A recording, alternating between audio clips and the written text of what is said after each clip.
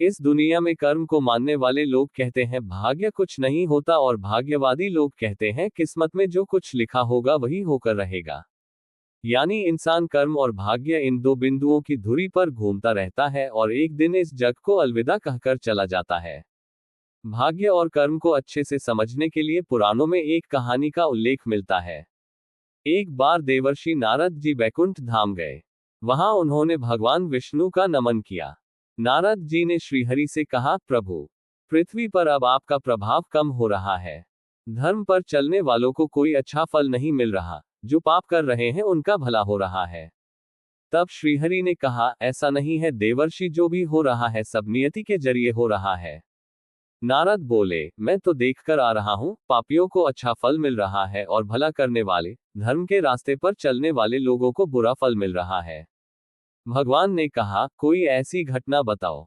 नारद ने कहा, अभी मैं एक जंगल से आ रहा हूं। वहां एक गाय दलदल में फंसी हुई थी। कोई उससे बचाने वाला नहीं था। तभी एक चोर उधर से गुजरा। गाय को फंसा हुआ देखकर भी नहीं रुका, वह उस पर पैर रखकर दलदल लांघकर निकल गया। आगे जाकर चोर को सोने की मोहरों से भरी एक थैली मिली। थोड़ी देर बाद वहां से एक वृद्ध साधु गुजरा। उसने उस गाय को बचाने की पूरी कोशिश की। पूरे शरीर का जोर लगाकर उस गाय को बचा लिया, लेकिन मैंने देखा कि गाय को दलदल से निकालने के बाद वह साधु आगे गया तो एक गड्ढे में गिर गया।